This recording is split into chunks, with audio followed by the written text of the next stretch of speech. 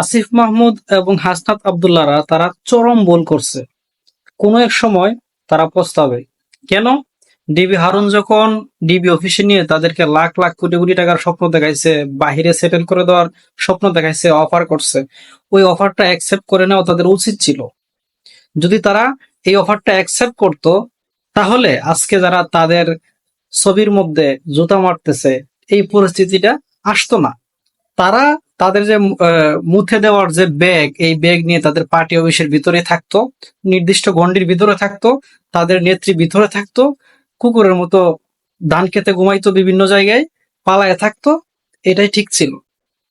এই ক্লান্তি লগ্নে তাদেরকে উদ্ধার করাটা উচিত হয়নি এই আসিফ মাহমুদদের।